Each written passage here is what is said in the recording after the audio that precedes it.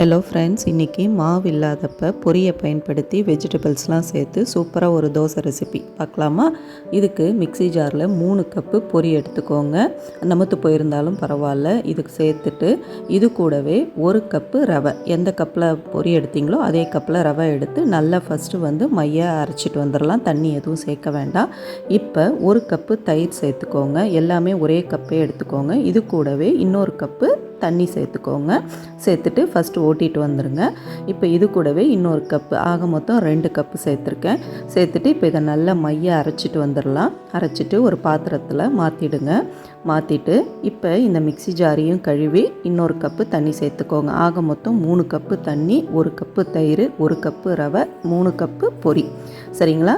இப்போ இதுக்கு தேவையான உப்பு சேர்த்துட்டு நல்லா கலந்து விடுங்க. இப்போ இதில் நம்ம காய்கறிகள்லாம் சேர்த்துடலாம். காய்கறிகளை வதக்கி நம்ம சேர்க்கும் பொழுது இன்னுமே டேஸ்ட் நல்லாயிருக்கும்.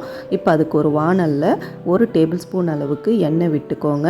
எண்ணெய் விட்டுட்டு எண்ணெய் காஞ்சதும் 1 டீஸ்பூன் கடுகு, 1 டீஸ்பூன் உளுந்து நல்லா பொரிஞ்சதுக்கப்புறம் 2 பச்சை மிளகா பொடி பொடியாக நறுக்கி வச்சுருக்கேன், அதையும் சேர்த்துக்கோங்க.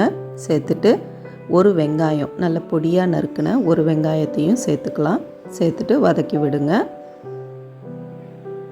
நல்லா இது வதங்கட்டும். வதங்கினதுக்கப்புறம் இதில் காய்கறிகளை நம்ம சேர்த்துடலாம். ஒரு பெரிய கேரட்டை துருவி வச்சுருக்கேன், அதையும் சேர்த்துக்கோங்க. கூடவே 2 பீன்ஸ், பொடியாக நறுக்கின 2 பீன்ஸ் சேர்த்துருக்கேன். நீங்கள் இதில் குடமிளகா சேர்க்கணுன்னாலும் சேர்த்துக்கலாம், கோஸ் சேர்க்குறதுனாலும் சேர்த்துக்கலாம். நான் இன்றைக்கி பீன்ஸ் கேரட் மட்டும்தான் சேர்த்துருக்கேன். இப்போ இதை நல்லா வதக்கி விடுங்க. நல்லா வதங்கட்டும். வதங்கினதுக்கப்புறம் இதில் தேவையான உப்பு கொஞ்சமாக நம்ம சேர்த்துக்கலாம்.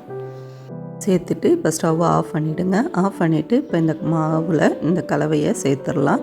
சேர்த்துட்டு கூடவே கொத்தமல்லி இலையும் நறுக்கி சேர்த்துக்கோங்க. இப்போ நல்லா மாவை கிளறி விட்டுட்டு உப்பு வேணும்னா நீங்கள் இன்னும் கொஞ்சம் கூட சேர்த்துக்கலாம். நல்ல கல் காஞ்சதுக்கப்புறம் ரவா தோசைக்கு ஊற்றுற மாதிரி இந்த மாதிரி ஊற்றியும் நீங்கள் இதை சாப்பிட்லாம். இல்லையா ஊத்தப்பம் மாதிரி மெதுன்னு ஊற்றியும் நீங்கள் சாப்பிட்லாம். நல்லா இந்த மாதிரி ஊற்றிட்டு மேலே கொஞ்சமாக இட்லி பொடியை தூவி விடுங்க. இது இன்னுமே டேஸ்ட்டாக நல்லாயிருக்கும். இப்போ இந்த மாதிரி தூவி விட்டுட்டு மூடி போட்டு தான் நம்ம இந்த பொரி தோசையை வேக வைக்கணும். ஏன்னா பொரி வேகிறதுக்கு டைம் எடுக்கும். அதனால் கொஞ்சமாக எண்ணெய் விட்டுட்டு மூடி போட்டு வேக விடுங்க.